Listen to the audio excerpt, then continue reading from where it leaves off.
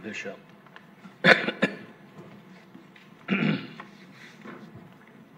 ఈరోజు SC categorisation దీని మీద చాలామంది సభ్యులు మాట్లాడారు. అయితే ఈ సందర్భంగా మొట్టమొదటిసారిగా నేను అంబేద్కర్ గారిని,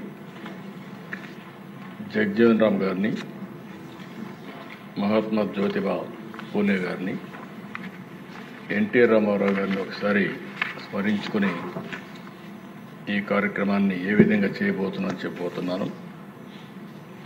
ఇప్పుడే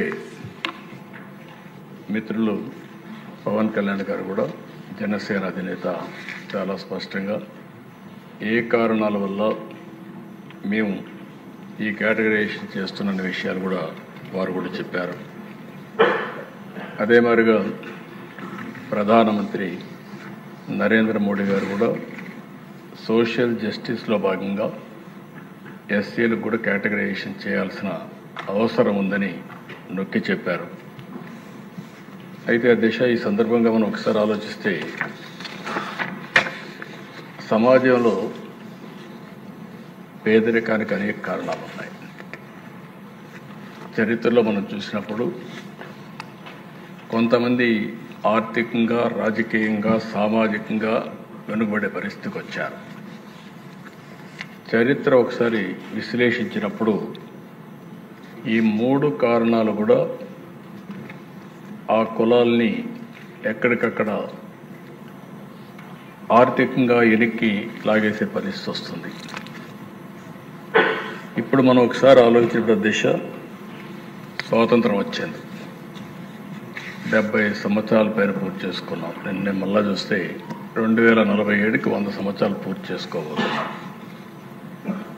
ఇంకా కూడా ఆర్థికంగా, రాజకీయంగా, సామాజికంగా అసమానతలపైన పోరాడే పరిస్థితి వస్తూ ఉంది.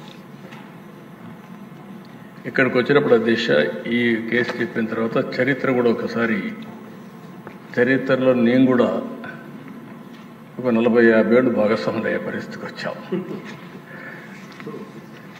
అది కూడా ఒకసారి చూసినప్పుడు దీన్ని ఇటీవల కాలంలో అనేక ఛాలెంజెస్ తర్వాత, నేను ఆ చరిత్ర చెప్పేటప్పుడు అవి కూడా చెప్తాను, ఒక తీర్పు ఇచ్చారు. 7 మంది జడ్జెస్ 6+1 తీర్పు ఇచ్చినప్పుడు చాలా స్పష్టంగా రాష్ట్ర ప్రభుత్వాలు ఏ వర్గమైనా సరే వెనకబడిందని భావిస్తే మీరు వర్గీకరణ చేసే అవకాశాలు ఉన్నాయని రాష్ట్రం కానీ, కేంద్రం కానీ అందరికీ మీకు చేసే అవకాశం ఉందని చాలా స్పష్టంగా తీర్పు ఇచ్చారు. దానిపైన 1 మ్యాన్ కమిషన్ వేయడం, గ్రూప్ ఆఫ్ మినిస్టర్స్ని నియమించడం, వారందరూ ఆలోచించిన తర్వాత మొన్నే క్యాబినెట్లో కూడా ఒక నిర్ణయం చేశాం. ఈ నిర్ణయం చేసిన దాని వెనకాల దిశ, ఎన్నికలప్పుడు కూడా ఎన్డీఏ కూటమి వర్గీకరణకు కట్టుబడి ఉందని చాలా స్పష్టంగా చెప్పాం. చెప్పిన మాట ఈరోజు నిలబెట్టుకోవడానికి ఆ వేదిక. అదే సమయంలో దిశ, ఇక్కడ మనం ఒకసారి చూస్తే, ఇంకా ఇప్పుడే మిత్రులు పవన్ కళ్యాణ్ గారు కానీ కొంతమంది మెంబర్లందరూ అడిగారు. ఒక విషయం చూసినప్పుడు బుడగజంగం, అది ఎప్పటి నుంచో వాళ్ళ సమస్య అయితే చాలా విచిత్రంగా అటు ఇటు సమైక్య ఆంధ్రప్రదేశ్లో ఉన్నప్పుడు కొన్ని రోజులు వాళ్ళు ఎస్సీలో ఉండడం, తర్వాత ఇది రావడం అన్నీ జరిగాయి. నేను కూడా అది ఎక్స్ప్లెయిన్ చేసి ఒక తీర్మానం చేసి కేంద్రానికి పంపించి కేంద్రం ఆమోదిస్తే మళ్ళీ మనం ఎస్సీల్లో ఏ గ్రూప్లో చేర్చడానికి అవకాశం ఉంది, అది చేర్చడానికి అన్ని విధాలా. రెండోది అధ్యక్ష, రిలీజ్ కానీ అదే మరి కొన్ని కులాలు కొన్ని జిల్లాల్లో ప్రధానంగా ఉన్నారు. ఈరోజు మాల సామాజిక వర్గం ఈస్ట్ వెస్ట్ గోదావరి జిల్లాల్లో ఎక్కువ ఉంటుంది. ఇంకా కొన్ని జిల్లాలు అదే మరి నెల్లూరు కానీ ఈ జిల్లాలో ఎక్కువగా ఉన్నారు. ఇంకొక పక్కన మాదిగ సామాజిక వర్గం రాయలసీమలో కడప, కర్నూలు, అనంతపూర్లు ఎక్కువగా ఉన్నారు. ఇప్పుడు మనం ఏదైతే సెన్సస్ ఒకసారి చూస్తే రెల్లి అంతా కూడా ఎక్కువగా విశాఖపట్నం, విజయనగరం ఆ ప్రాంతాల్లో ఎక్కువగా ఉన్నారు. అయితే ఈరోజు కమిషన్ వేసిన తర్వాత కమిషన్ ఇచ్చిన రిపోర్టు ఏదైతే 26 జిల్లాలు అయినాయి, ఈ 26 జిల్లాల్లో ఇది చేయాలంటే జనాభా లెక్కలు సరిగా లేవు. కాబట్టి నేను రికమెండ్ చేయలేకపోతున్నాను. గవర్నమెంట్కి అధికారం ఉంది. 2026లో సెన్సస్ జరుగుతుంది. ఆ సెన్సస్లో వచ్చిన డేటా ఆధారంగా మీరు జిల్లా వారీగా కేటగరైజేషన్ చేసుకునే అవకాశం ఉందని చాలా స్పష్టంగా చెప్పారు. ఎన్నికల్లో కూడా మనం చెప్పింది జిల్లా వారీగా కేటగరైజేషన్ తీసుకొస్తామని చాలా స్పష్టంగా హామీ ఇచ్చాం. మళ్ళీ హామీ ఇస్తున్నా. ఈరోజు డిలే అవుతుందనే ఉద్దేశంతో ఈ కార్యక్రమాన్ని చేస్తూనే మళ్ళీ సెన్సస్ రిపోర్ట్ వచ్చిన తర్వాత జిల్లా వారీగా కేటగరైజేషన్ చేయడానికి ఈ ప్రభుత్వం కట్టుబడి ఉందని దానివల్ల రిలీజ్ కూడా వచ్చే అవకాశం వస్తుంది. అధ్యక్ష ఈరోజు అన్ని పార్టీలు కూడా మాట్లాడినప్పుడు ఒక సోషల్ జస్టిస్, సామాజిక న్యాయానికి కట్టుబడి ఉన్నామని అందరం కూడా చెప్తున్నాం. అన్ని పార్టీలు ప్రయత్నాలు చేస్తున్నాయి, ఏ కొద్ది పార్టీలు తప్ప. అయితే ఈ ఇష్యూలో ఒకసారి ఆలోచిస్తే అధ్యక్ష, ఇప్పుడే పవన్ కళ్యాణ్ గారు చెప్పారు, ఆ రోజుట్లో కృష్ణా మాదిగలకు అన్యాయం జరిగింది, మాదిగ పేరు చెప్పడానికి కూడా చాలామంది ఇదవుతున్నారనే ఉద్దేశంతో మాదిగ దండోరా అని ఒక ఆర్గనైజేషన్ పెట్టి పెద్ద ఎత్తున ఉద్యమం చేశాడు. ఆ ఉద్యమం చేసిన ప్రదేశ నేను ముఖ్యమంత్రిగా ఉండడం, వాళ్ళ సమస్యలని చూడడం, చూసిన తర్వాత అనేక సార్లు మాట్లాడిన తర్వాత ఆల్ పార్టీ మీటింగ్స్ కూడా పెట్టుకొని అన్నీ చర్చించిన తర్వాత వారు చేసే డిమాండ్ సబబుగా ఉందనే ఉద్దేశంతో 10/9/96 మీరు కూడా ఆ రోజు పార్టీలో ఉన్నారు అధ్యక్ష, ఆ రోజు జస్టిస్ రామచంద్రరావు కమిషన్ వేశాం.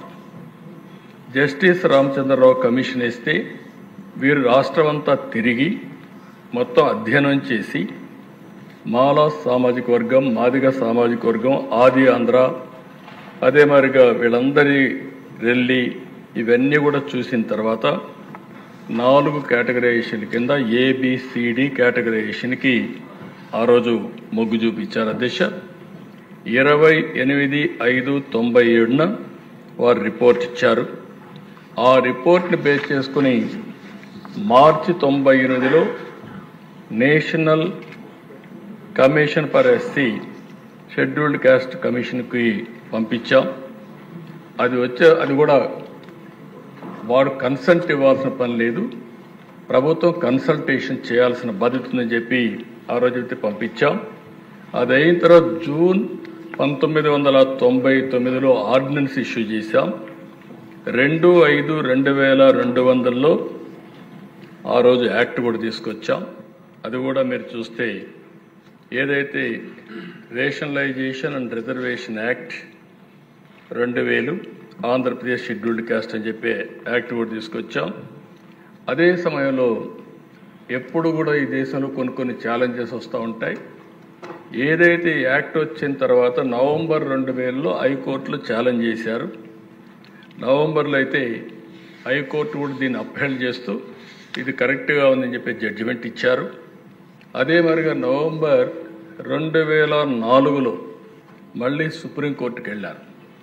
సుప్రీంకోర్టుకు వెళ్ళినప్పుడు వారు అక్కడ చెప్పింది ఆ రోజుట్లో ఏదైతే వయలేషన్ ఆఫ్ ఆర్టికల్ 341(2) ఓన్లీ పార్లమెంట్కే అధికారం ఉంది అని ఒకటి, రెండోది ల్యాక్ ఆఫ్ లెజిస్లేటివ్ కాంపిటెన్స్ అని, మూడోది వయలేషన్ ఆఫ్ ఆర్టికల్ 14 అని చెప్పే ఉద్దేశంతో దీన్ని కొట్టేశారు అధ్యక్ష. అయితే 10/12/2004 ఆ రోజు కాంగ్రెస్ గవర్నమెంట్ ఉంది. ఆ రోజు వీళ్ళు ఒక అసెంబ్లీలో ఒక తీర్మానం కూడా పాస్ చేసి మళ్ళీ పంపించారు అధ్యక్ష. This house had passed resolution on 22nd April 1998 for categorization scheduled caste as recommended by Justice Ramchandra Commission in view of the recent Supreme Court judgment the House resolves to recommend to the Government of India to take up the matter in the Parliament పంపించారు. కానీ అప్పట్లో అది చేయలేకపోయారు అధ్యక్ష.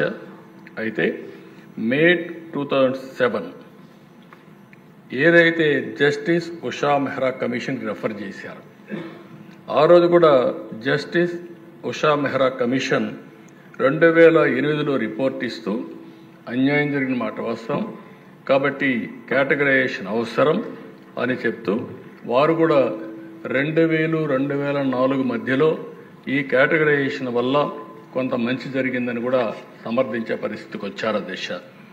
అది అయిన తర్వాత అధ్యక్ష మళ్ళీ ఇటీవల కాలంలో జస్టిస్ చంద్రచూడ్ నాయకత్వంలో 7 మెంబర్ జడ్జి బెంచ్ డిస్కస్ చేశారు అధ్యక్ష.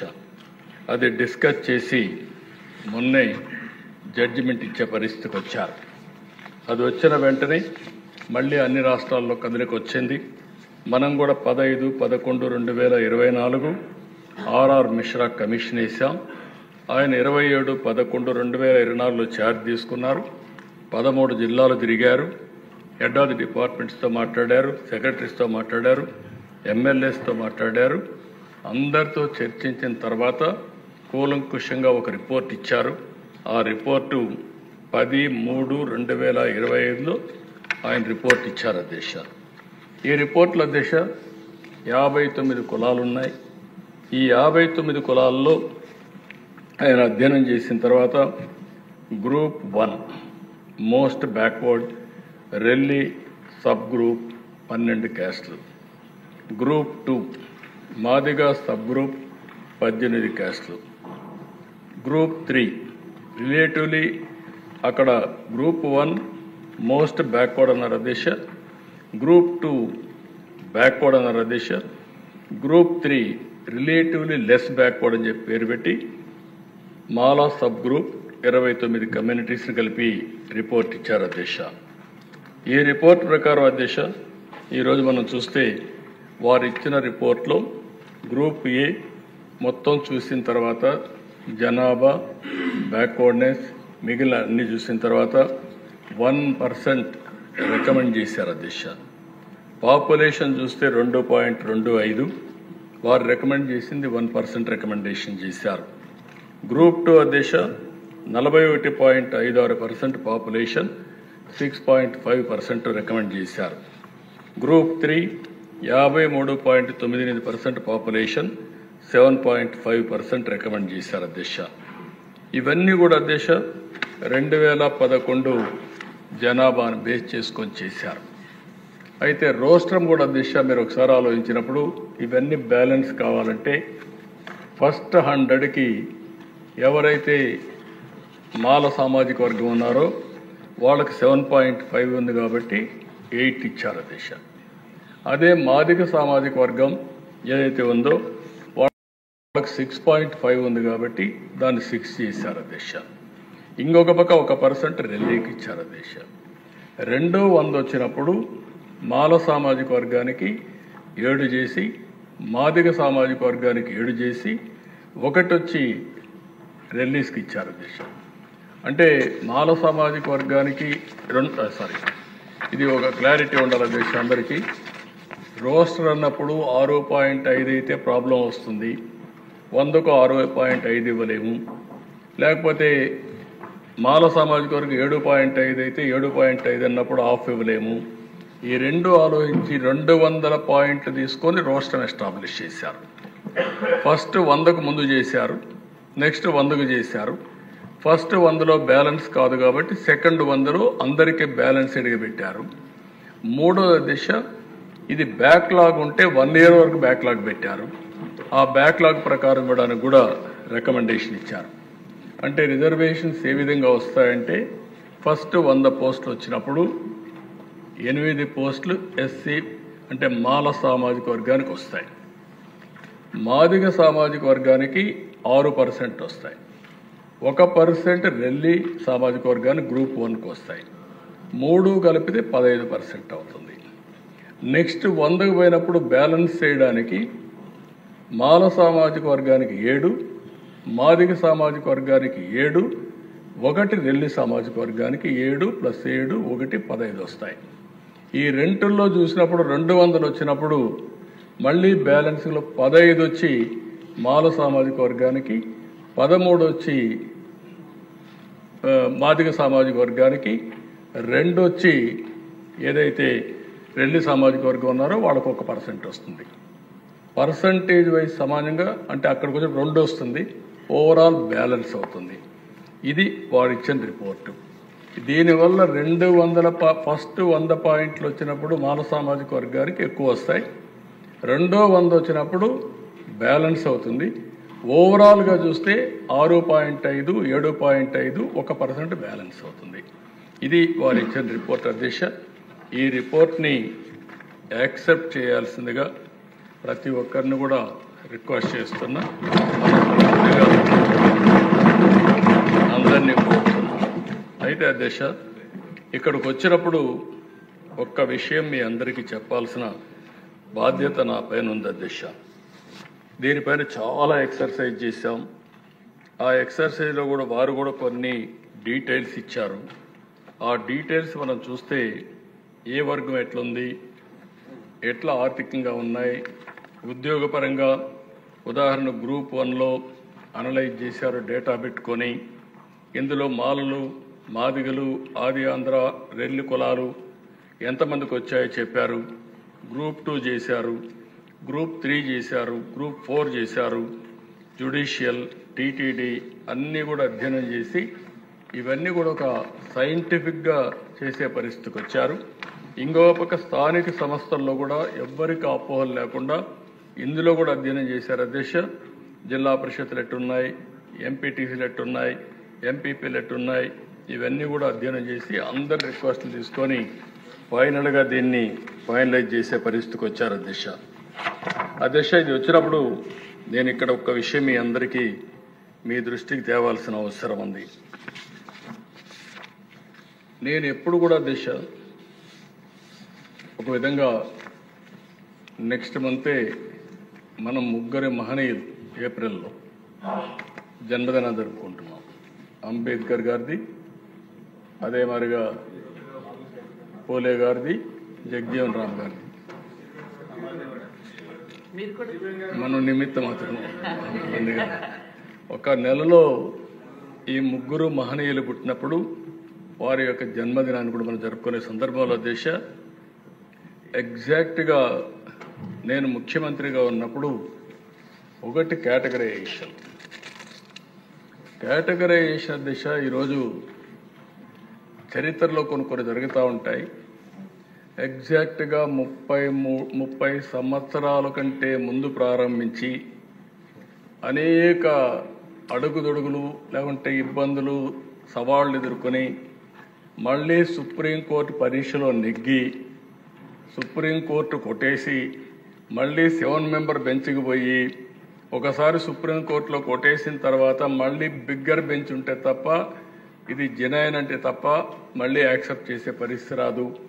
అలాంటి బెంచ్కి వెళ్ళి మళ్ళీ అది యాక్సెప్ట్ చేసి ఇది న్యాయసమ్మతం అని చెప్పి మళ్ళీ హౌస్లో నేనే ఆ కేటగరైజేషన్ తీసుకొచ్చే పరిస్థితి వచ్చిందంటే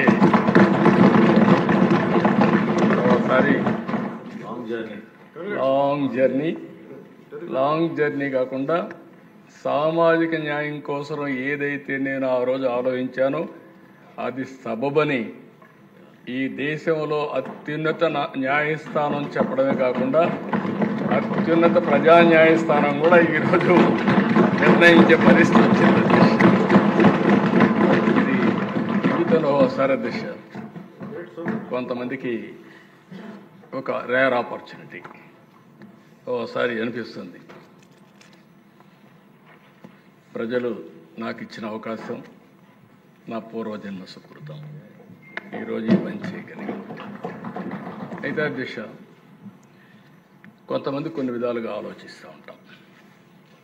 ఇప్పుడే మిత్రులు పవన్ కళ్యాణ్ గారు చెప్పినట్టు కొంతమంది నాయకుల్లో ఒక తపన ఉంటుంది. ఎన్టీ రామారావు గారు 82లో పార్టీ పెట్టారు. పార్టీ పెట్టినప్పుడు అధ్యక్ష ఆయన మహనీయుల యొక్క స్ఫూర్తిని తీసుకొని ఎప్పుడు కూడా పేద పక్షాల ప్రతినిధిగా ఉండాలి, సామాజిక న్యాయం చేయాలి అని అనునిత్యం పరితపించిన వ్యక్తి ఎన్టీ రామారావు గారని చెప్పి నేను మీకు తెలియజేస్తాను. అయితే దేశం మీరు కూడా మొట్టమొదటి నుంచి ఉన్నారు ఆయనతో. మీరు ఆయన ఆలోచన విధానాన్ని ఎప్పటికప్పుడు చూశారు. ఈ దేశంలో ఫస్ట్ టైం ఎస్సీలకు ఎస్టీలకు 50% ఇండ్లు రిజర్వేషన్ చేయాలని నిర్ణయించిన వ్యక్తి ఎన్టీ రామారావు గారు.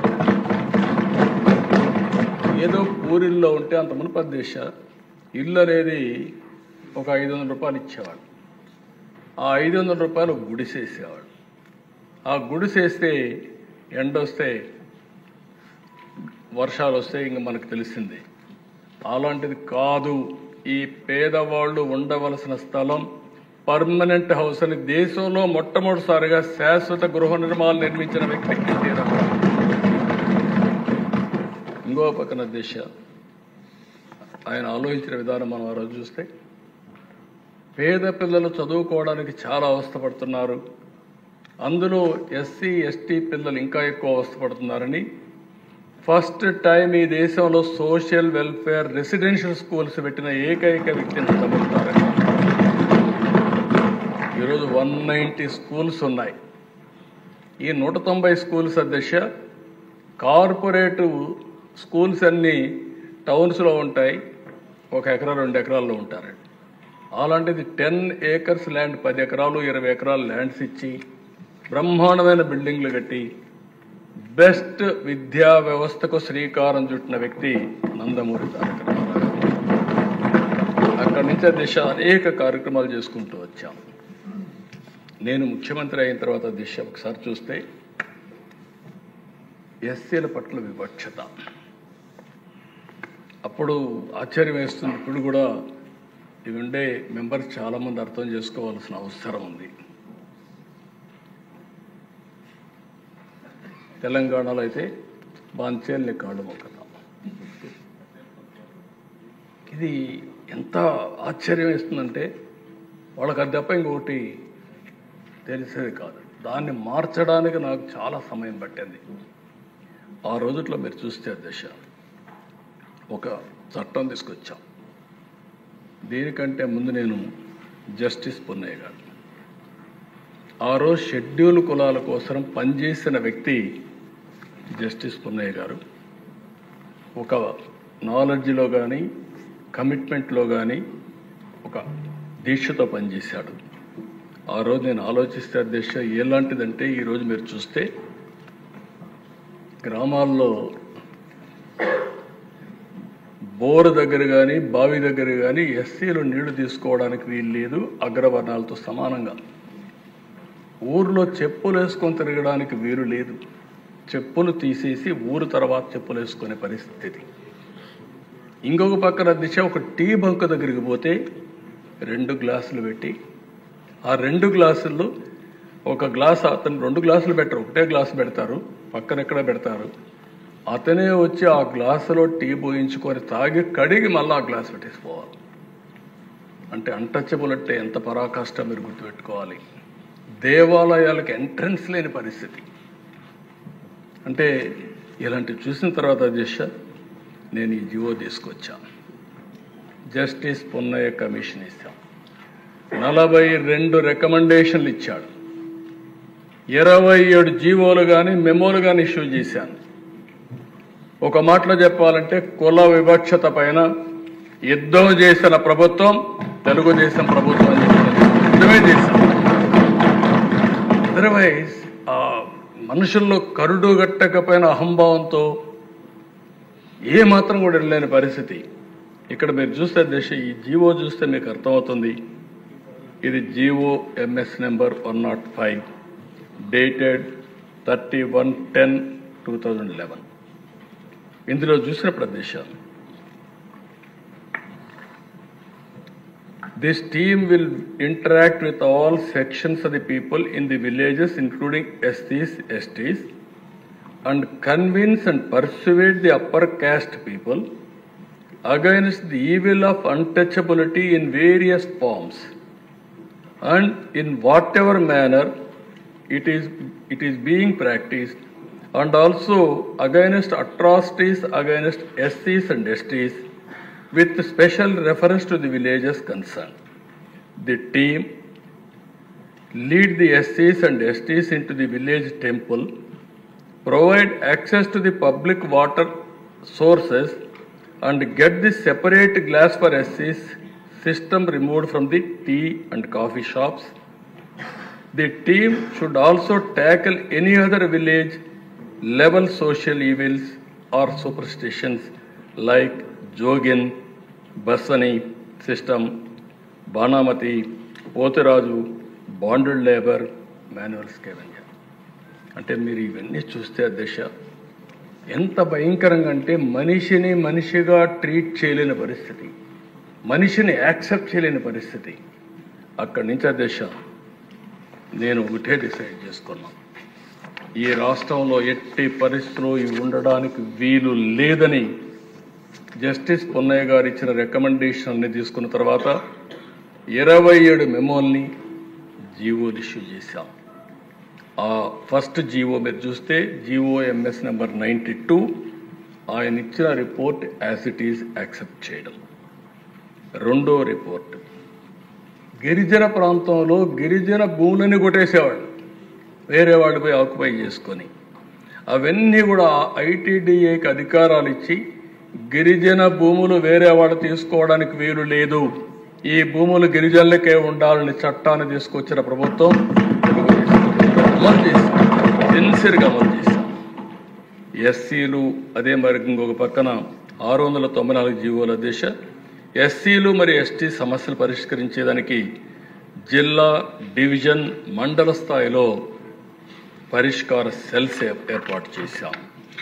ఇంకొక పక్కన చూస్తే దిశ 105 జీవో ఇప్పుడే ఇప్పించాను. దాని మీద అందరు అధికారులు కూడా వారానికి ఒక్కసారి ఒక విలేజ్కి వెళ్ళాలి, SI వెళ్ళాలి, NGOలు పెట్టుకోవాలి, ఆ ఊరంతా కూడా MRO ఉండాలి. ఆ ఊర్లో ఎవరైనా సరే ఇలాంటి అన్టచబిలిటీ యాక్ట్ కానీ పాల్పడితే SC అట్రాసిటీస్ యాక్ట్ పెట్టి వాళ్ళపైన చర్యలు తీసుకుంటాం చాలాసార్లు చెప్పడమే కాకుండా విలేజ్ వారిగా వెళ్ళి టామ్ టామ్ చేసేవాళ్ళు, దండోరా వేసేవాళ్ళు, చూసేవాళ్ళు. ఎక్కడన్నా కాఫీ షాప్లో, టీ షాప్లో కానీ 2 గ్లాసులు ఉన్నాయా, ఆ సిస్టమ్ ఉందా, ఎవరైనా ఊర్లో బావుల దగ్గరికి నీళ్లకు వస్తే తీసుకోనికుండా చేస్తున్నారా, దేవాలయాల్లో ఎక్కడన్నా ఇలాంటివి చేస్తున్నారా, ఇలాంటివన్నీ కూడా వెరిఫై చేసి కఠిన చర్యలు తీసుకోవడానికి పెట్టాం. అదే మార్గ దిశ ఎవరైనా సరే SCలకు వ్యతిరేకంగా ఉన్న వివిధ అడ్డంకులు తొలగించడానికి క్యాస్ట్ హిందూస్ ఎవరైనా సరే ముందుకొచ్చి పోరాడితే, ఉద్యమాలు చేస్తే, వాళ్ళకి సహకరిస్తే జిల్లా స్థాయిలో 5 మందికి 10,000 రూపాయలు అప్పట్లోనే అవార్డులు ఇచ్చేవాళ్ళం.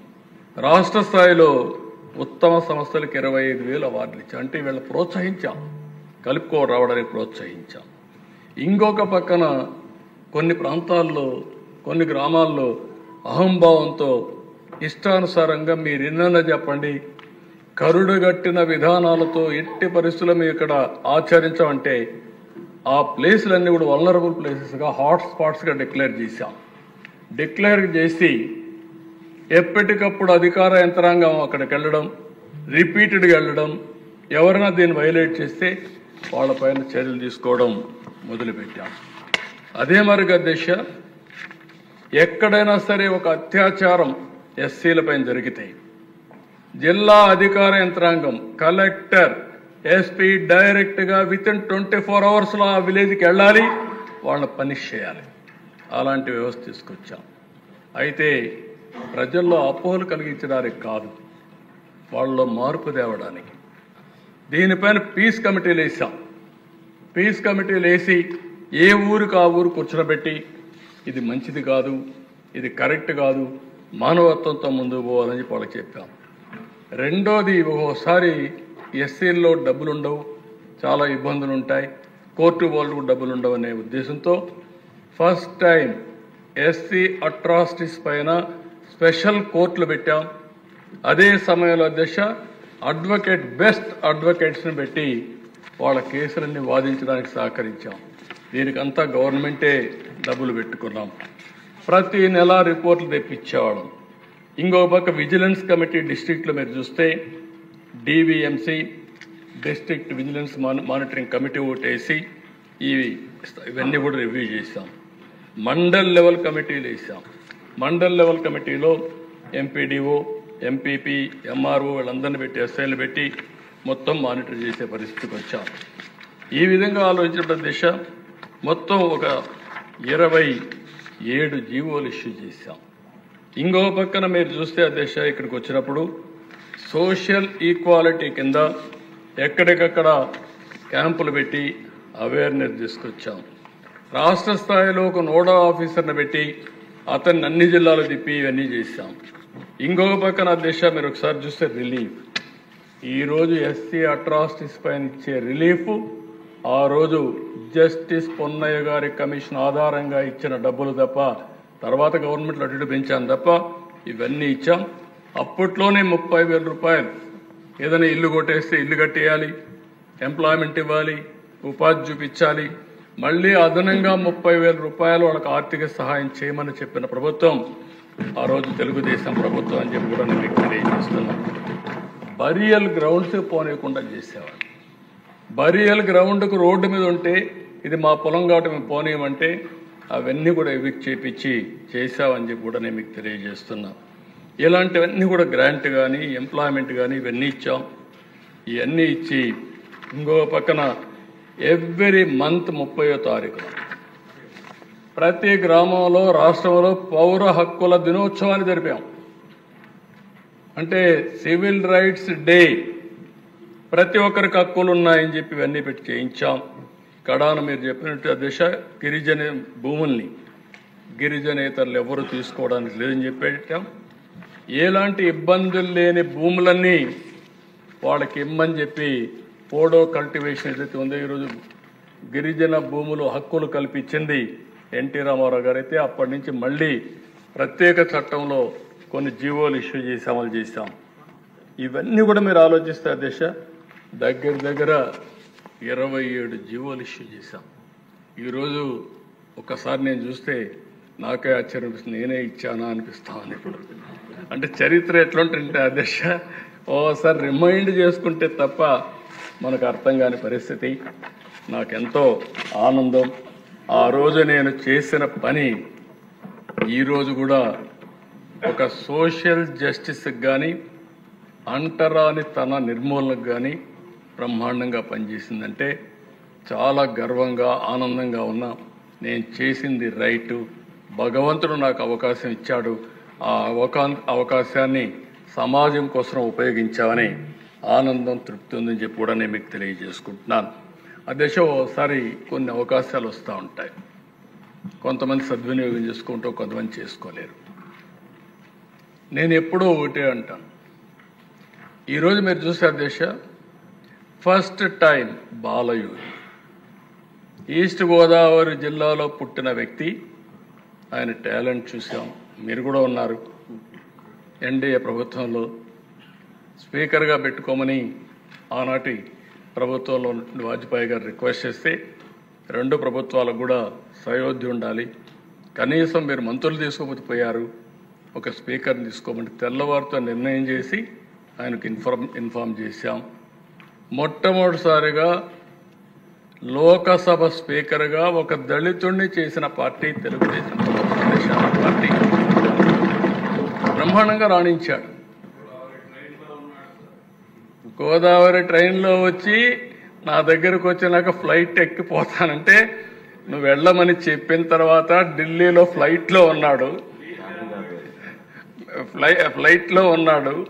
ఫ్లైట్లో ఉంటే వాజ్పేయి గారు ఫోన్ చేసి మీరు ఇప్పుడన్నా ఒప్పుకోండి, 10:30కి నామినేషన్ వేయాలి, 12 గంటలకు 11:30 12 గంటలు ఏదో టైం కూడా అయిపోతుందంటే అప్పుడు నేను అన్నాను ఓకే నేను చెప్తానని చెప్పి మళ్ళా ఫోన్ చేసి ఓకే అండి బాలయోగి గారికి ఇస్తున్నా అని చెప్పి బాలయోగి గారు ఫ్లైట్లో ఉంటే ఎర్రంనాయుడు గారికి ఫోన్ చేసి పిఎం గారు అన్నీ ఇది చేశారు, మీకు ట్రాఫిక్ అంతా కూడా క్లియర్ చేస్తారు, ప్రత్యేకమైన లైన్ ఇస్తారు, ఇమ్మీడియట్ దిగతానే తీసుకుపోయి నామినేషన్ ఇప్పించమంటే ఎగ్జాక్ట్గా 5 నిమిషాలకు ముందు పోయి నామినేషన్ వేశారు అధ్యక్ష. బట్ ఒక దళిత ఒక ఎస్సీ బిడ్డ బ్రహ్మాండంగా రాణించి మొత్తం దేశమంతా కూడా మెప్పించే స్థాయికి ఎదిగారంటే అదే తెలుగుదేశం పార్టీ, తెలుగు గడ్డ గర్వపడుతుందని చెప్పి కూడా నేను మీకు తెలియజేసుకుంటున్నాను. ఇదే మరుగు అధ్యక్ష 99లో మీరు కూడా ఉన్నారు, మీరు కూడా మంత్రి. ఆ రోజు ప్రతిభా భారతి గారిని స్పీకర్ చేశాం. ఒక మహిళ, ఒక దళిత మహిళని స్పీకర్ చేస్తే ఏ విధంగా ఉంటుందో ఆలోచించి మనం చేశాం. ఆ రోజు కూడా మీరు చూస్తే తెలుగుదేశం పార్టీ మొట్టమొదటిసారిగా ఒక దళిత మహిళని అసెంబ్లీ స్పీకర్ చేసిన ఘనత కూడా మనకు దక్కింది అధ్యక్ష. ఇంకొక పక్క అధ్యక్ష, ఆ రోజు ఈ రెండే కాకుండా కాకి మాధవరావు ఎవరో అంతవరకు ఎస్సీలు చీఫ్ సెక్రటరీ కాలేదు, అవుతారని కూడా ఊహించుకోలేదు వీళ్ళు. కానీ ప్రమోట్ చేయడమే కాకుండా కాకి మాధవరావు గారిని చీఫ్ సెక్రటరీ చేసి మళ్ళీ ఏదైతే పంచాయతీరాజ్ లోకల్ బాడీ ఎలక్షన్స్ కోసం స్టేట్ ఎలక్షన్ కమిషనర్గా చేశాం అధ్యక్ష.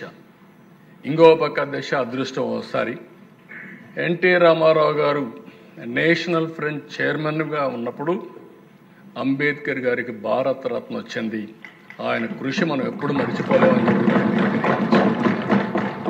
ఇంకొకటి అధ్యక్ష, మీరు ఒకసారి చూస్తే మళ్ళీ ఎన్డీఏ గవర్నమెంట్లో అంబేద్కర్ గారి ఫోటో పార్లమెంట్లో పెట్టే పరిస్థితికి వచ్చింది. అంటే ఇవన్నీ కూడా ఒకసారి జరిగినప్పుడు మనకు కూడా ఒకసారి తృప్తి, ఒక సాటిస్ఫాక్షన్, మనం కూడా భాగస్వాములని చెప్పి ఆనందం అధ్యక్ష. ఇంకో పక్క అధ్యక్ష కేఆర్ నారాయణన్, నేను యునైటెడ్ ఫ్రంట్ చైర్మన్గా కన్వీనర్గా ఉన్నప్పుడు కేఆర్ నారాయణన్ గారిని ప్రపోజ్ చేసి ఒక ఎస్సీని రాష్ట్రపతి చేసిన ఘనత కూడా ఆ రోజు తెలుగుదేశం పార్టీకి యూఎఫ్కి దక్కింది అధ్యక్ష. అప్పుడు కాంగ్రెస్ కూడా సపోర్ట్ చేసే పరిస్థితికి వచ్చారు. అబ్దుల్ కలాం అధ్యక్ష, అబ్దుల్ కలాం గారిని ఈ దేశం ఎప్పుడూ గుర్తుపెట్టుకుంటుంది. అలాంటి వ్యక్తిని వాజ్పేయి గారి సహకారంతో ఎన్డీఏ గవర్నమెంట్లో ప్రెసిడెంట్ ఆఫ్ ఇండియా చేసిన ఘనత కూడా మనకు దక్కుతుంది. మన రోల్ ఉంది, దానికి గర్వపడుతున్నాం అధ్యక్ష. వీళ్లే కాకుండా అధ్యక్ష, ఈరోజు నరేంద్ర మోడీ గారిని కూడా మీరు ఒకసారి ఆలోచిస్తే ప్రధానమంత్రిగా కోవింద్ గారిని, ఒక షెడ్యూల్ కులానికి సంబంధించిన వ్యక్తిని ప్రెసిడెంట్ ఆఫ్ ఇండియా చేశారు. ఈరోజు దేశ రాష్ట్రపతిగా ముర్ము గారిని ఈరోజు చేసే పరిస్థితి వచ్చారు. ఇవన్నిట్లో మనం భాగస్వాములు అయిన దానికి నాకెంతో ఆనందంగా ఉంది. అందుకనే అధ్యక్ష ఈరోజు నేను చెప్తున్నా, ఇక్కడుండే మెంబర్స్కి అందరికీ తెలుగుదేశం పార్టీ ఎన్డీఏ కూటమి, జనసేన, తెలుగుదేశం, బీజేపీ ముగ్గురం కలిసి ఒకటే హామీ ఇస్తున్నాం. ఈ ఎన్డీఏ అందరికీ సామాజిక న్యాయం చేయడానికి కట్టుబడి ఉన్నామని మరొకసారి అందరికీ విజ్ఞప్తి చేస్తున్నాం. నేను ముందే చెప్పాను, ఏదైతే ఈరోజు మనకు సెన్సస్ కావాలి, సెన్సస్ వస్తే ఆ సెన్సస్ ఆధారంగా జిల్లాల వారీగా రిజర్వేషన్స్ పెట్టే పరిస్థితి వస్తుంది. ఈరోజు మిశ్రా కమిషన్ కూడా ఒకటే చెప్పారు, government may take a view on this at an appropriate time after conduct of next census based upon national principles, quantifiable data and inter-sea backwardness. అంటే నెక్స్ట్ ఏదైతే సెన్సస్ వస్తానే దాన్ని బేస్ చేసుకొని జిల్లా వారీగా పెట్టడానికి దాన్ని కూడా ఏమన్నారంటే there have been request to fix the percentage of reservations to the sub-classified groups by taking district as a unit. There are 26 districts in the state at present and Commission would not like to make any announcement in this matter because there is no proper census. కాబట్టి proper census వచ్చిన తర్వాత మేము కట్టుబడి ఉన్నాం, దానికి ఎట్టి పరిస్థితుల్లో కూడా న్యాయం చేస్తాం.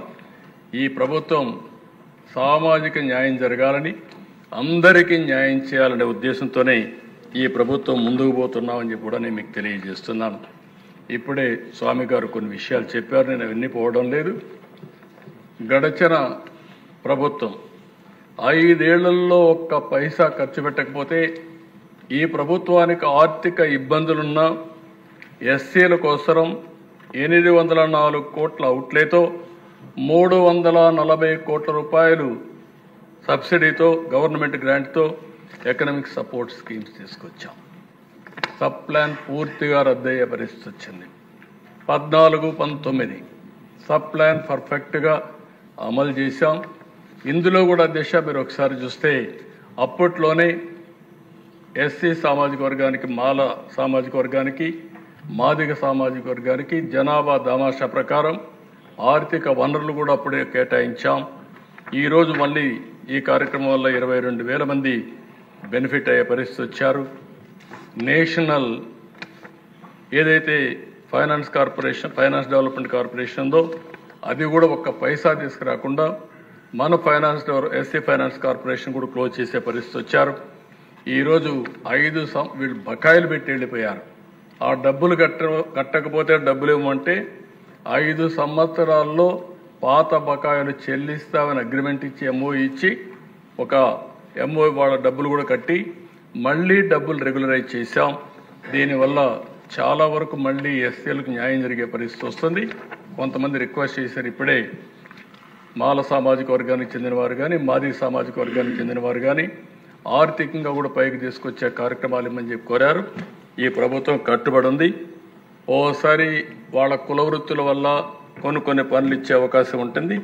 ఏమేం చేయాలని నేను ఆలోచించి తప్పకుండా దీనికి శ్రీకారం చుడతామని చెప్పి కూడా మాల సామాజిక వర్గానికి కానీ, మాదిగ సామాజిక వర్గానికి కానీ, రెల్లి సామాజిక వర్గానికి కానీ, కడాన బుడగ జంగం సభ్యులకు కూడా విజ్ఞప్తి చేస్తున్నాను అధ్యక్ష. ఇప్పుడే మన మెంబర్స్ అందరూ చెప్పారు. ఈరోజు బుడగ జంగం చూస్తే ఎక్కడికి పోయినా వీళ్ళు చాలా పెద్ద ఎత్తున వాళ్ళ బాధలు చెప్పుకోవడానికి వస్తూ ఉంటారు. వీళ్ళది కూడా ఒక విచిత్రమైనటువంటి సమస్య. మీరు ఒకసారి చూస్తే అధ్యక్ష 1950 రాజ్యాంగ ఉత్తర్వు ప్రకారం బేడ జంగం కులాన్ని పూర్వపు మద్రాసు రాష్ట్రం షెడ్యూల్ కులాల్లో చేర్చలేదు. మనం మెడ్రాస్ ప్రెసిడెన్సీలో ఉన్నాం. కానీ అది పూర్వపు హైదరాబాద్ రాష్ట్రం షెడ్యూల్ కులాల జాబితాలో చేర్చబడ్డారు. 56లో షెడ్యూల్ కులాలు మరియు షెడ్యూల్ తెగల జాబితా ఆర్డర్ 56లో బేడ జంగం కులాన్ని ఆంధ్రప్రదేశ్, తెలంగాణ ప్రాంతంలోని 10 జిల్లాలకు మాత్రం చూపించారు. 76 షెడ్యూల్ కులాలు మరియు షెడ్యూల్ తెగల ఉత్తర్వుల చట్టం 1976 ప్రకారం బేడ జంగం కులానికి ఎటువంటి ప్రాంత పరిమితి లేకుండా రాష్ట్ర వ్యాప్తంగా సమైక్య ఆంధ్రప్రదేశ్ మొత్తం వర్తింపజేశారు, ఎస్సీలో చేర్చారు. 2002లో 1976 సవరణ రాజ్యాంగ ఉత్తర్వులు చట్టం 2002 ద్వారా రద్దు చేశారు. దీని ద్వారా తెలంగాణ ప్రాంతంలోని జిల్లాలకు చెందిన బేడ జంగం కుల ప్రజలు మాత్రమే ఎస్సీ హోదాను పొందేందుకు అర్హులని చెప్పి ఇచ్చారు. 2014 వచ్చే కొందుకు అధ్యక్ష ఆంధ్రప్రదేశ్ రాష్ట్రాన్ని ఆంధ్రప్రదేశ్, తెలంగాణ రాష్ట్రాలుగా రీఆర్గనైజేషన్ చేసే సమయంలో బేడ జంగం కమ్యూనిటీని ఆంధ్రప్రదేశ్ రాష్ట్రానికి సంబంధించిన షెడ్యూల్ కులాల జాబితా నుండి తొలగించినట్లు ఆంధ్రప్రదేశ్ రీఆర్గనైజేషన్ చట్టం 2014లోని 5 షెడ్యూల్లోని సెక్షన్ 28 ద్వారా ప్రకటించారు. ఈరోజు పాపం వాళ్ళు చూస్తే ఏ కులంలో కూడా వాళ్ళు లేరు. బీసీల్లో లేరు, ఎస్సీలో లేరు, ఎక్కడా లేరు, క్యాస్ట్ సర్టిఫికేట్ ఇవ్వడం లేదు. చాలా అవస్థపడుతున్నారు. దీనికి ఒక కమిటీ కూడా వేసాం అధ్యక్ష. ఆ కమిటీ కూడా అప్పట్లోనే ఒక రిపోర్ట్ కూడా ఇచ్చారు. జేసీ శర్మ ఐఏఎస్ 1 మ్యాన్ కమిషన్ వేసాం. ఆయన ఒక రిపోర్ట్ కూడా ఇచ్చాడు. ఆ రిపోర్ట్ని తీసుకొని కొంతవరకు ముందుకెళ్ళాం. కానీ ఇది ఉంది. ఈరోజు నేను ఈ సభలో ఒక ప్రత్యేకమైన తీర్మానం పెడుతున్నాను అధ్యక్ష. ఈ తీర్మానం ద్వారా కేంద్రానికి పంపించి కేంద్రాన్ని ఒప్పించి బుడగ జంగాన్ని కూడా ఎస్సీలో చేర్చడానికి అన్ని విధాలా ప్రయత్నం చేస్తాం. అదే సమయంలో ఈ బుడగ జంగాన్ని ఏ గ్రూప్లో, ఎందుకంటే మొత్తం వీళ్ళు ఉండేది కొద్దిగానే ఉన్నారు, ఏ గ్రూప్లో కూడా మనకు ఆ ఫ్లెక్సిబిలిటీ పెట్టాం. కాబట్టి వీళ్ళని ఏ గ్రూప్లో పెట్టడానికి ఈ ప్రభుత్వం అన్ని విధాల ప్రయత్నం చేస్తుందని వారందరూ కూడా హామీ ఇస్తూ ఈ తీర్మానాన్ని ఏకగ్రీవంగా మీరందరూ బలపరచవలసిందిగా ఆమోదించవలసిందిగా కోరుకుంటున్నారు. ఇది అల్టిమేట్గా దిశ. ఈరోజు మీరు చూస్తే చరిత్రలో రామచంద్రరాజు కమిషన్, లేకపోతే జస్టిస్ పొన్నయ్య కమిషన్, పాత ఒకసారి చూస్తే కృష్ణా మాదిగా ఎట్లెట్లా ఇది చేశాడు. నారావారిపల్లి సీఎం ఇంటి నుండే మాదిగ పాదయాత్ర, అక్కడికి పోయి మా తల్లి దగ్గర మెమరాండం ఇచ్చి ఆవిడ ఆశీర్వాదాలు తీసుకొని బ్లెస్సింగ్స్ తీసుకొని అక్కడి నుంచి ప్రారంభించడం, ఇవన్నీ చూసినప్పుడు అధ్యక్ష ఓసారి చాలా ఎమోషన్ గురవుతాం చరిత్రలో. I have done, but ఈరోజు ఈ అసెంబ్లీ సాక్షిగా ఒక్క నిమిషం అధ్యక్ష,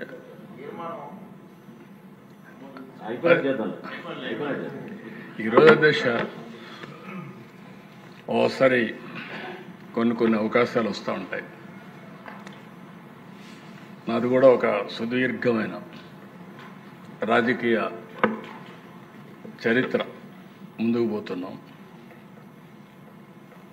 ఎక్కడో పుట్టి ఒక మామూలు గ్రామంలో అందరి మాదిరిగానే మా ఊర్లో అయితే 20 ఇళ్ళు ఉండేటివి. మా ఊరికి రోడ్డు కూడా లేదు. అప్పట్లో నేనేం చేసేవాడిని అంటే రెవల్యూషనరీగా రోడ్డు వేస్తే బస్సు వస్తుందంటే ఆ రోడ్డు వేయించడానికి ఇంటికి ఒక ఎడ్ల బండి కట్టి మట్టి తోలేవాళ్ళం. తోలి మళ్ళా వాళ్ళని బస్సు వేయించుకునేవాళ్ళం. అది ఒకటే బస్సు వచ్చేది. అది ఎప్పుడో తెల్లవారితో వచ్చి మళ్ళా సాయంత్రం వచ్చేది. అలాంటి ఊర్లో పుట్టి సరే విద్యార్థి దశ నుంచి ఫైట్ చేసి అక్కడి నుంచి ఎదిగి అంచెలంచెలుగా ఈరోజు కొన్ని నిర్ణయాలు తీసుకొని ఒక పక్క నిన్నే బిల్ గేట్స్తో మాట్లాడితే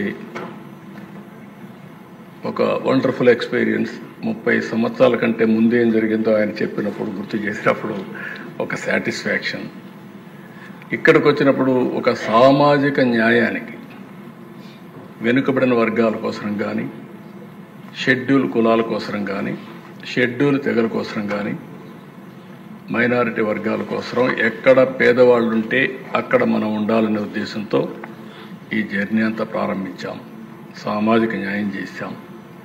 ఈ నెలలోనే ఇవన్నీ కూడా అధ్యక్ష నేను చెప్పినట్టన్నీ కూడా మీరు చూస్తే ఏ వ్యక్తికి కూడా మాకు అన్యాయం జరిగింది, జరుగుతూ ఉంది అని చెప్పడానికి వీలు లేకుండా చేయాలనేదే మా తపన.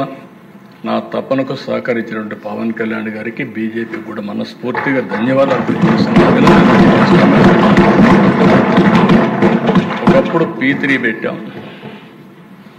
P3 అనేది ప్రభుత్వం ప్రైవేట్ భాగస్వామ్యం, సంపద సృష్టించడం. ఈ సంపద వల్ల ఉపాధి, ఆదాయాన్ని పెంచి ప్రజలకు మెరుగైన వసతులు ఇవ్వడం. ఈరోజు అధ్యక్ష ఈ నెలలోనే ఇంకొక కార్యక్రమం ఇక్కడ వచ్చింది కూడా చెప్తున్నాం. P4 తీసుకొస్తున్నాం. తెలుగు నూతన సంవత్సరం ఉగాది రోజున ప్రభుత్వం P4, ప్రభుత్వం ప్రైవేట్ ప్రజలు భాగస్వామ్యం.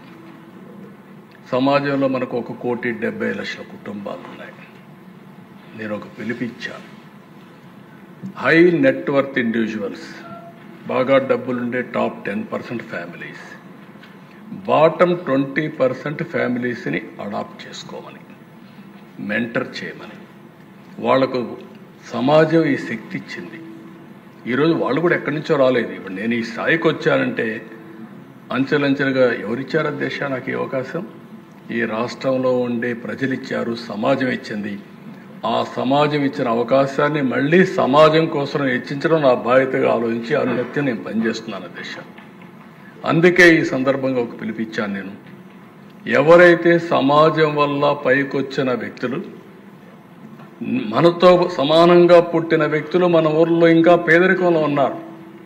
3 పూట్ల తిండి లేని పరిస్థితిలో ఉన్నారు, సరైన నీళ్లు లేని పరిస్థితి. వాళ్ళు మనుషులే, కానీ మనకు అవకాశాలు వచ్చాయి, మనం చేయగలిగే వాళ్ళు చేయలేకపోతున్నారు. అందుకే నేను పిలిపిస్తున్నాను దిశ జీరో పావర్టీ.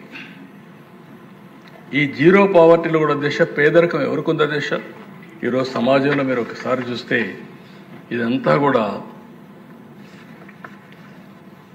జీరో పావర్టీ అనేది ఈ పేదవాళ్ళకే ఉంది. అందులో ఎక్కువ ఎవరున్నారు? ఎస్సీస్లో ఉన్నారు, బీసీస్లో ఉన్నారు, గిరిజనుల్లో ఉన్నారు, మైనారిటీస్లో ఉన్నారు, అగ్రవర్ణాల్లో కూడా ఉన్నారు. అందుకని అధ్యక్ష 20% ఫ్యామిలీస్ అంటే 30 లక్షల కుటుంబాలు ఉంటారు. P4 కింద అడాప్ట్ చేసుకుంటాం. గవర్నమెంట్ ఇవ్వాల్సింది ఫోకస్ చేస్తాం. టెక్నాలజీ మెచ్యూరిటీ వచ్చింది. మ్యాక్రో లెవెల్లో రాష్ట్ర స్థాయిలో ప్లానింగ్ చేయొచ్చు, క్షేత్రస్థాయిలో ప్రతి ఒక్క ఇంటిని ఫోకస్ చేయొచ్చు. అది వాళ్ళు అడాప్ట్ చేసుకున్న వ్యక్తులు కూడా పెట్టి మెంటరింగ్, వాళ్ళు చేయాల్సింది వాళ్ళకు ఆర్థిక సహాయం, టైమ్లీ హెల్ప్, ఒక short term, medium term, long term goals పెట్టుకొని వీళ్ళు కానీ మానిటర్ చేయగలిగితే ఇది అసాధ్యం కాదు. ఈరోజు ఒక విధంగా ఆలోచిస్తే ఒక ఇంపార్టెంట్ డే ఎందుకు అంటున్నానంటే, ఒక కేటగరైజేషన్ తీసుకునే సందర్భంగా పేదరికం లేని రాష్ట్రాన్ని చూడాలన్న ఆలోచన, జీరో పావర్టీనే కాకుండా ఆర్థిక అసమానతను తగ్గించాలి. కొంతమంది ఈరోజు దేశ సంపద వచ్చిన తర్వాత కోట్ల రూపాయలు వచ్చే పరిస్థితి వచ్చింది, కొంతమంది నిరుపేదలుగా ఉన్నారు. ఇది సమాజానికి మంచిది కాదు. నా జీవితంలో ఒకటి ఆలోచిస్తున్నా, జీరో పావర్టీ ఫేజ్ 1 తర్వాత ఆర్థిక అసమానతలు తగ్గించడానికి నా జీవితాంతం పనిచేస్తాను. మా పార్టీ కూడా పనిచేస్తుంది, ఎన్డీఏ కూడా పూర్తిగా ఆ దిశగా ముందుకు పోతామని మీ అందరికీ హామీ ఇస్తున్నా. ఆ దిశగా ముందుకు పోతాం. అదే సమయంలో దిశ ఈరోజు ఇక్కడికి వచ్చినప్పుడు కోస్తా జిల్లాలో తూర్పు కాపులకు కుల సర్టిఫికెట్ ఇవ్వడం లేదని చెప్పి ఇప్పుడే బుచ్చేజోర్ గారు రైజ్ చేశారు. తప్పకుండా దీన్ని కూడా తీసుకొని ఏ విధంగా వర్కౌట్ చేయాలో వర్కౌట్ చేస్తామని చెప్పి తెలియజేసుకుంటూ, ఎవ్వరికి కూడా అన్యాయం జరగకుండా అందరికీ న్యాయం జరిగేట్టుగా చేయడం మన బాధ్యత. అదే సమయంలో కొంతమంది కొన్నిసార్లు అపార్థం కూడా చేసుకునే పరిస్థితి ఉంటారు. తెలిసి కానీ తెలియకుండా కానీ ఎవ్వరికి ఈ ప్రభుత్వం ఇబ్బంది పెట్టదు. అదే సమయంలో సామాజిక న్యాయం చేయడానికి మాత్రం 100% కాదు 1000% కమిటెడ్గా పనిచేస్తామని మరొకసారి తెలియజేసుకుంటూ, ఈరోజు ఈ అవకాశాన్ని ఇచ్చిన మీకు మిత్రులందరికీ కూడా మనస్ఫూర్తిగా అభినందిస్తూ, ప్రత్యేకంగా జనసేన అధినేత పవన్ కళ్యాణ్ గారికి, బీజేపీ నాయకులకి, ప్రధానమంత్రి గారికి అందరికీ ధన్యవాదాలు తెలియజేసుకుంటూ సెలవు తీసుకుంటాను.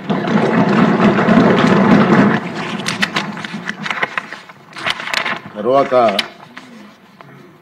ఇప్పుడే ముఖ్యమంత్రి గారు ఒక తీర్మానాన్ని అనౌన్స్ చేశారు. అది మీ అందరూ చూశారు. ఆంధ్రప్రదేశ్ షెడ్యూల్ కులాల జాబితాలో మరలా బుడగ జంగం కమ్యూనిటీని చేర్చవలసిందిగా కేంద్ర ప్రభుత్వాన్ని కోరుతూ ఒక తీర్మానం ప్రవేశపెట్టడం జరిగింది. మరి తీర్మానం మీద నా సభలో కూడా మాట్లాడాల్సిన అవసరం ఉంది కాబట్టి గౌరవ ముఖ్యమంత్రి గారు ప్రవేశపెట్టిన తీర్మానం సభా సమక్షంలో ఉంది. అనుకూలంగా ఉన్నవారు అవునండి,